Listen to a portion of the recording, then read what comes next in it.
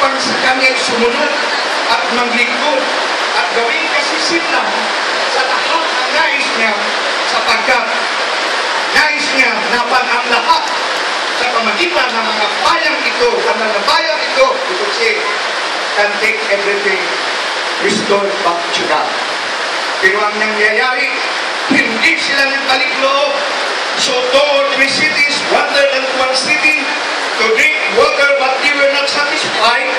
Yet have ye not returned unto me, said the Lord. So nakatigas na ang ulo. Yung pinatawag na stiff naked. Minsan nabagod mga backsliders. Pero pag sinabi natin yung stiff naked, hindi ginahulugan na matigas na ang kanilang liig. Sapagkat sabi nga, at hindi uminom sa kanilang na titigas ang liig. But in one thing it means to say, na napakatigas ang kanilang puso. Hindi nila nararamdaman lahat kahit pa ang kahirapan na pinahirapan sila ng Diyos. But in God still loved them. Hanggang dito na po, ating sunod, I have smitten you with blight and mildew, with your gardens and your vineyards, and your fig trees, and your olive trees, and press this palmer worm, devour them, yet have ye not returned unto me, O the Lord. Ang nangyari sa kanila, ang palmer worm, ang canker worm, ang caterpillar, ang locust, di ba? Sila'y sinalakan, sila'y sinasamsaman, balang sinaktan, but hindi, never say, we will return to God. Napakatigas ang ulo. This literal Israel. Amen. Everybody say amen. Amen. So, this point I view in your front is just a way makita natin na ganun pala. Literal is a type of spiritual. Spiritual is a type of literal. We understand that that is the word of God. Kaya dito na po, sunod, hallelujah. I have sent among you the pestilence after the manner of Egypt. Your youngling have I slain with the sword, and have taken away your horses, and I have made the stench of your camps to come up unto your nostrils. Here have ye not returned unto me, said the Lord. I have overthrown some of you as God overthrew Sodom and Gomorrah, and you were like a fire burnt out of the burning, yet have ye not returned unto me, said the Lord. Everybody say amen. Amen. Therefore, that's what I do unto thee, Israel. Therefore, that's what I do unto thee, Israel, and because I will do this unto thee, prepare to meet thy God, who Israel. So ito ang gagawin ninyo. Magsipaghanda kayo na salubungin siya. Salubingon ang Diyos. Na in this way, a kind of condition, a kind of we could say circumstances, because God always make a circumstances upang mailay ang ating mga pathways. Hindi titigil ang Diyos upang gawin ang lahat na sila po ay makapagpilit doon sa Diyos. Everybody say amen. Amen. Kaya tayo ay dapat imulat at ihilak ng ating mga mata. Meaning to say, ang ating kaunawaan na ang Diyos hanggang ngayon ay patuloy maglatag ng kanyang nais upang tayo ay kumplitong makabalik sa Kanya. Minsan na tayong sinira ni Satanas, minsan ang inagaw niya sa atin ang maibigay ng Diyos, ang nais niya ay magsira, ang nais niya ay nakawin, ang nais niya ay patayin, subalit buhay ang Diyos. Hindi niya papabayaan sa kabila ng ating pinungahan. Everybody say amen. Amen. May provision siya nang makita niya ang lahat na ito. Oh, hallelujah. Mga kapatid ko, mayroon po siya mga pangako tulad sa mga nabanggit ko. God has a soul real promise to be happen para sa bansang Israel. Mga kapatid, ating basahin ang Jeremiah Mag-take note kayo. Tulad yung mga chapter 32.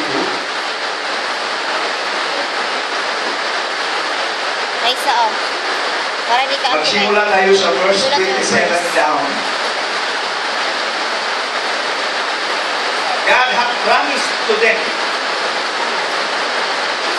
a way of how the Lord will have another covenant. At covenant ang Diyos upang madali nilang makita ang kanyang layunin. Ang solusyon, ang remedyo, ang katugunan, sapagkat ang layunin ng Diyos ay sila po ay manibalik sa tamang kalagayan na ang Diyos ang nagbibigay.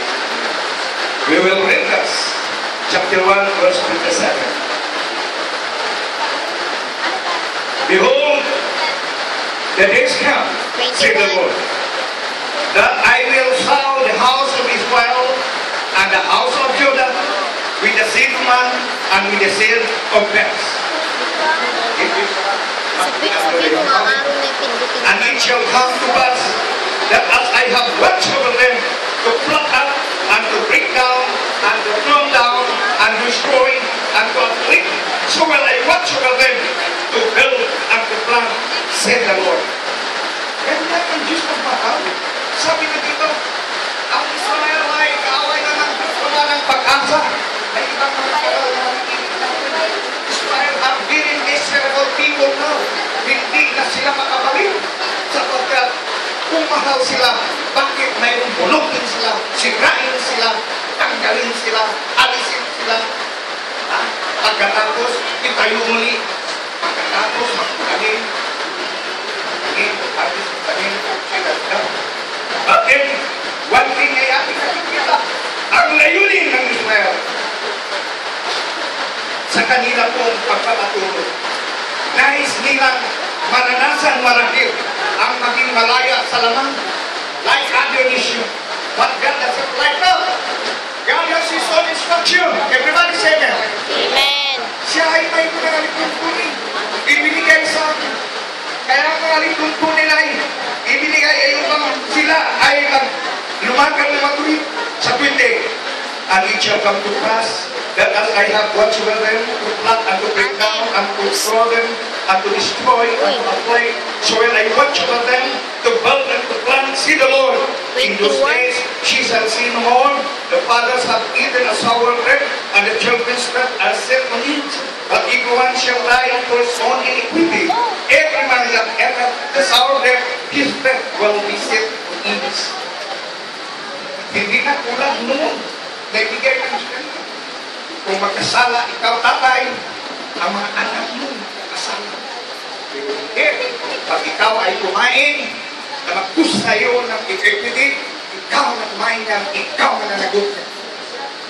At yung anak niya gumawa. Pero ang yung anak, pag gumawa niya, sila ang mananagot sa kasalanan ng kanilang ginagawa. Everybody say amen. Amen. Yes, that is how must be under the covenant. Then yung covenant. Tingnan natin dito na tayo. Okay? It was on 31. Behold, the days come, see the Lord that I will make a new covenant with the house of Israel and with the house of Judah. Because the 12 tribes committed Mali kasi yung verse mo, 21, hindi 32. against God. Not to be that about God. At yan po sa 32 ko yung pinindot. kaya walang pinipili sa natin. So therefore, mga kapatid sa 12, not according to the covenant that I made with the fathers in the day that I took them by the hand to bring them out of the land of Egypt, which my covenant they broke. Sinira nila. Ayun ko, ano ng verse namin? Although I was an husband unto them, said the Lord. See, tingnan mo, Israel is made to see experience a great relation with God. Mayroon na silang give and go. Pero sinira nila ang covenant. They, as a wife, had been broken. God is just there, their husband. Pero the wife is not equal enough to maintain this kind of relationship. That's why nakalanan sila ng tinatawag na pansamantalang paghiwalay. Pansamantalang divorce. But God has promised He will do again. The house of Israel become one. Everybody say amen. Amen. So ito pa. But this shall be covenant that will make with the house of Israel after those days, say the Lord, and I will put my law in their inward part, and write it in their heart, and will be their God, and ye shall be my people. And ye shall teach no more every man his neighbor, and every man brother, saying, Know the Lord, for ye shall all know me, from the least of them unto the greatest of them, say the Lord. For I will forgive their iniquity, and I will remember their sin no more. That is the promise. That is the prophecy. At prophecy po ay ating pong paniniwalaan. Everybody say, naniwala tayo na all prophecies will be fulfilled. At naniwala na tayo na mayroon ng mga fulfillment. Paano fulfilled? We could see that. But there are some to come to be fulfilled pa. Kasi ito po ay hindi kaagad lahat. Dating sa fulfillment, lahat po ay na-fulfill. Hindi po. That is, may proseso po ang takbo dito. Kasama na po tayo. Everybody say amen. Upang tayo manatili sa ating pagkatunay ng totoo, sapagkat napakadaling gawin natin ang gusto natin gawin. Napakadaling mag-aral. Napakadaling mag-memorize. Napakadaling mag-exaggerate at mag-expound ng lahat. Kahit pa sa mga seculars, kaya nila. But the only thing is that in this third office na nangasisiwa ngayon ay when the Holy Spirit will reach us, when the Holy Spirit will make way for us, all things we can do through Christ who strengthens us. Remember the Holy Spirit as that Jesus promised. When He comes, the Comforter, He will take everything in Jesus. Kukunin na yung lahat na kay Jesus. Yung mga itinahagi doon, He also take it. Sapagkat siyang mga nasiwa. Upang ipakilala sa lahat ng mga henerasyon darating tulad natin na sino si Jesus Kristo. Everybody say amen. Amen. Upang makilala natin kapuan who Jesus is. Because Jesus is the only solution of everything. The prophecy, the testimonies will be fulfilled. We will be only under Ano yan? the reality of how Jesus will have to do it. He cannot do something that will not let Him do. Everybody say amen. Yeah. So therefore now, we have to consider Him in all our life. Kaya pag sinabi natin go, Ulit na mga ulo niyo, putulin pinay. and she said, Wala. the Holy Ghost, Liza. as His name, will have to take over. Where is He now? He's dead. Having ministry Makinig kasi doon ang ingay ninyo. you and us. Ang mga banal. At sa lahat pang tatawagin, because we believe the fullness of the Gentiles has achieved. Hindi pa. There must be a last to be called. And after that, Israel, I'm now here. Maybe the Lord will see that right from the future.